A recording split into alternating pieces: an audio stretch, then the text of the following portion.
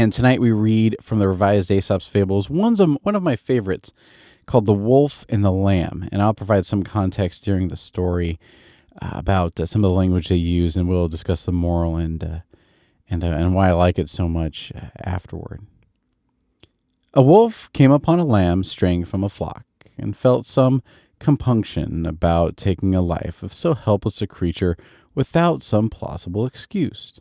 So he cast about for a grievance, meaning he looked around to see if there's something the lamb did wrong, and said at last, last year, sir, you grossly insulted me." "Well, this is impossible, sir," bleated the lamb, "for I wasn't born then." "Well," resorted the wolf, "you feed in my pastures." "Well, that cannot be," replied the lamb, "for I have not yet tasted grass." "You drink from my springs, then," continued the wolf. "Indeed, sir," said the poor lamb, "I have never yet drunk anything but my mother's milk."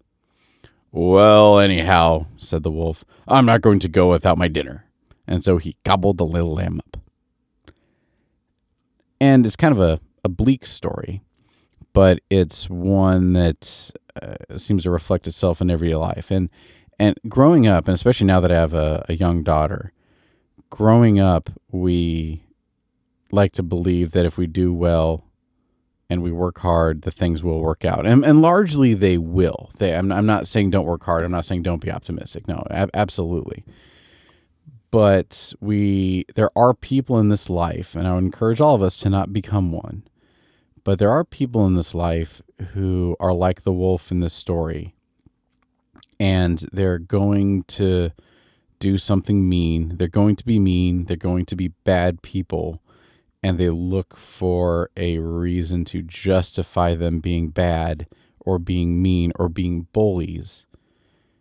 And there really isn't one, so they just make one up. And if we are the lambs, or if you're the lamb, or if somebody walks in and they don't know you, you haven't done anything to them, and these people just want to be mean to you, it's important for you and me and all of us to remember that when these sort of wolves come up and talk to us, they're going to be mean to us no matter what.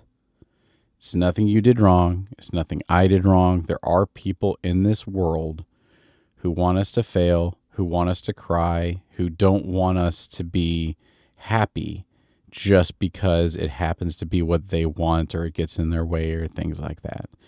And that's why it's important to have good friends, good family, and be around the people that are not like this wolf. Be around people who are like the lamb, and who, not saying the lamb's weak, like in this story, from a literary standpoint, a lamb is supposed to be a very weak, innocent creature.